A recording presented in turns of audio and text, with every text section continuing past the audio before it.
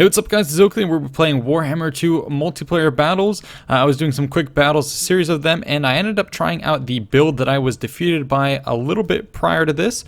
And this is going to be an interesting build where you fight as the High Elves, and kind of as your core, you bring a bunch of these white lines of trace, just 4 of them, on either flank defended by spearmen, and then you bring 2 archers. So that's your kind of core.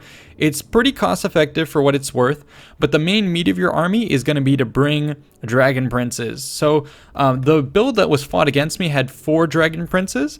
I decided to swap out one of those dragon princes for a phoenix guard, and that's one of the nice things about this build here is that you can tune just a little bit of it for your needs. So if you're going against lizardmen, obviously you're going to want to bring these phoenix guard, And then, of course, as your legendary lord, you do want to bring Teclis. Teclis is integral to this build. He has a couple abilities that you want to bring. One is going to be regrowth for sure. And that will allow you to get, obviously, if your dragon princes are down low on health, just pop them back up. Same thing with your phoenix guard, just pop up key units like that, and even perhaps regen on Teclis himself. There's also a really potent combo that you really want to get in here. So one is going to be Enfeebling Foe, especially against lizardmen, which are going to have high armor. You want to have this to drag down some of their big carnosaurs, big dinosaurs. But most important to me is going to be the Net of Emmentok. This is very good for controlling your opponent, and it's critical in conjunction with your cavalry. When your cavalry is coming in, you want to lock down anything that can counter your cavalry, or you want to lock down your target, which is really effective. And what you can also do, and you'll be seeing me do this battle, is you can combo the net with Kane's Ring of Fury. And what you can do is you net a bunch of units and then you pop this ability, which does a lot of damage, and you'll be seeing me do that without your opponent being able to really counter it if he allows your spellcaster to get close enough and pop Net of Emmentok. Anyways, pretty much the entire enemy army here is going to be hidden from my view, so I wasn't quite sure what was on the other side. We can put this on play actually, but it's going to be the lizardmen, and they're decked out with a lot of beautiful forces here. Cold One Spear Riders, and this is an interesting build actually. He's brought in kind of a Bastiladon focus build, 1 with the Revivification Crystal, and then 2 with the Solar Engines, hoping to, I guess, snipe at the elves from a distance, and then just pop Revivification on them to keep them going. I was trying to scout with Teclis, but unfortunately I get popped with a Net of Emmentok, so this is their opportunity to come in and surround me. So that's going to be happening right here. 2 of these Bastiladons with solar engines going to be revving up and firing straight into Teclis while he's in net mode. Luckily it does wear off without too much. I did take, a little bit of blow there, but that's fine. I'm just going to disengage, and once I'm on the move again, I'm going to be able to dodge those shots. So I'm going to try and fire back with my archers, realizing that, okay, if you want to play this game, he's going to sit back here. I can just focus fire. I didn't quite see the Revivification Crystal, but as I start to put more and more damage onto him, I'm realizing this is not going to be an even trade. He's just going to start to cleave through my archers, taking tons of damage. This is not an engagement I can do. You can see he still has tons of health. So just about at this point, I decide, okay, let's go ahead and go in all-out mode. I'm going to start moving in with my spearmen. I also have some hidden units on the flank. This is exactly how you want to be using your dragon princes, is going to be for going around the flanks. Unnerve your opponent. Get them behind and literally just park them in the rear. Just a threatened being is going to be super powerful. Anyways, the rest of the force is hiding back here. I'm trying to shoot this guy, but now he's healing better than I can even do damage, so that's not looking good. Dragon princes are going to poke around on this side and just try and see what's here. I still can't quite notice, but there is a pretty juicy target here, the skink cohorts. Not quite able to get in because he has 2 of these skink chiefs as support, so I'm going to wait till I get my white lines of trace. But take a look at here. He's going to focus fire on my phoenix guard, but now look at this. Net of Emmentok popped here. Anything that moves in and out of this location is going to get hit, and which is perfect because here's what I'm going to try and line up. Dragon princes moving around the back. They can come and hit this from the flank, and then I'm kind of opening up a big charge with my guys through this front, and as Teclis moves up, keep an eye here. Net continuing to pop on these guys, and here comes Kane's Ring. Boom, all up and down the line. Absolutely savaging these guys. So much value from that against a skink cohort, 2 skink cohorts. And then charge right on through the center, charge into the back of that, cleave through them with my dragon princes. Ruination of Cities and a bunch of other spells are being popped on me, but that's okay. I can just pop regrowth on my guys and shore them back up. Meanwhile, over here, this skink cohort force is absolutely destroyed. Mazdamundi has popped this magical defense, but it's too late. I've done a lot of damage from the magic. And now all his heroes are going to come in. Or sorry, his big monsters are going to come in. Revivification Crystal, Lord Mazdamundi on Slock. But that's okay, here come the reinforcements. So Teclis is going to watch over them as they start to regen. Dragon Princes are going to pull out of this engagement. It's not a place that they need to be. Make sure you cycle these guys in and out. And now I'm trading in. Lines of Strafe coming in. And then I'm going to pop another big net of Emmentalk to prevent him from swarming my guys. And I'm going to focus fire on his big targets. So here I come. Phoenix Guard going to be targeting this Basildon on this side here. I also came in crashing with Dragon Princes. Skink cohorts obviously offering no defense, and this is glorious. In the sands with the yellow coloring looks phenomenal. So they're going to cleave through this with white lines of Strafe, and they're going to continue to punch through. Now we're going to go against Doppelgarns, a little bit of a harder target. That's why I'm pulling up with white lines of Strafe as well, and just the overwhelming numbers really doing quite some damage. Back into the center, Lord Mazdamundi is going to be isolated by Spearmen and then focus fire by these archers. He's going to try and get Comment of Cassandora, but that's going to be easily dodged by my guys. As soon as I notice this, there you go. I'm going to pop out of there, and that Comment of Cassandora is going to go ahead and miss.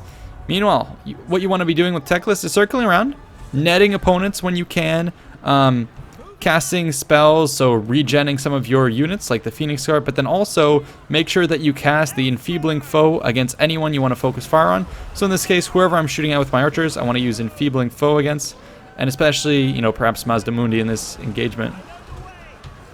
So my infantry is going to hold pretty decently. They've got pretty good stats in here, but they're getting tossed about by a lot of units. And the shield also, I really love that ability. It's so cool. But anyway, so he's got a ton going on to try and protect his forces. My guys are still holding out. Right lines of Strafe with so much armor, and the steadfastness of the Spearmen is going to allow them to hold. I'm also going to get another Phoenix off against this group here. Boom, make sure to be also popping that as well whenever you can to just shore up your guys. But it is going to be the Dragon Princes, and what you want them to do is just clean up everything on the flanks, send them around, hammer and anvil everything to death, and just keep on going. So I trucked right on through here. Lord Mazdamundi is going to try and get a bunch of spells against me. Vortex spell, whiffs. Ruination of Cities, whiffs. And yeah, so that was really bad for him. What you also want to do with your Dragon Princes is don't necessarily keep them all clumped up against a single unit. You can see a lot of my guys are just doing unnecessary action. I can do that with 2 units. And meanwhile, the third one, going to come into the back. Boom, and free up this big blob here. That's pretty awesome. Dragon Princes also moving up in silence here, having cut through the center. The enemy Saurus warriors were few and far between, really dealt with rather easily with these white lines of Strafe. Some of the enemy is going to come back. They Basildon with Solar Engine. My archers who have used all their ammo are going to commit to that fight. But in this glorious mess in the center, Teclis is going to be coming in, popping Potion of Shroi. It kind of increases his ability recharge rate, but at the same time gets him back up to full speed. So it's a nice spell to pop if ever you find yourself kind of down in a lull in battle with low health. Definitely go ahead and pop that. But yeah, the overwhelming numbers or quality of the elite High Elves is just fantastic here, and I really love how the High Elves have kind of turned around in multiplayer. A lot of people thought they were underpowered, but I've been having a hell of a time with them. This build in particular really kind of does a good job of against the High Elves, and especially Skaven. Sorry, it does a good job against the Lizardmen, and I think anyone can really bring this. You know, a lot of white lines of Strafe, a lot of Dragon Princes, and this is such a versatile force. Like I said, you just swap out maybe that 4th Dragon Prince for a Phoenix Guard, and you're good to go.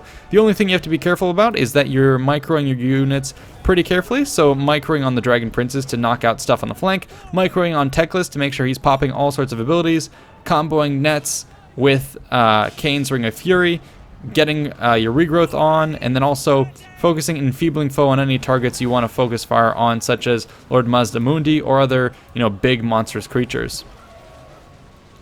Lastly, you want to make sure he's topped off in terms of health. Don't allow him to get isolated because he has so much potential that he can do over the course of a battle with Winds of Magic. So definitely keep him alive, keep him out of engagements when and if you can.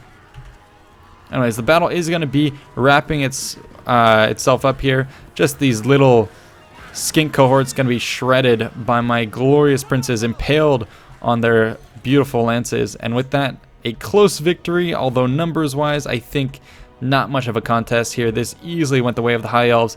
My opponent didn't play the best, and his build was not necessarily the best. I think the Solar Engines can be pretty good.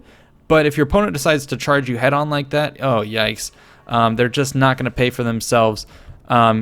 The focus on the skink cohorts was maybe an interesting idea, but he was too squishy. Like literally he had a couple units in the center that were very hard to defeat, these guys, but the rest just melted away. So what you need a little bit more is maybe a little bit more sustain in terms of your army if you're going to go for a Bastildon. Don't allow the rest of your forces here to just crumble. So perhaps some more Saurus warriors. And yeah, I would just go for one solar engine. I think what he was expecting me to do was bring a lot of archers, and he could just sit here with the revivification crystal and just pluck away and fire.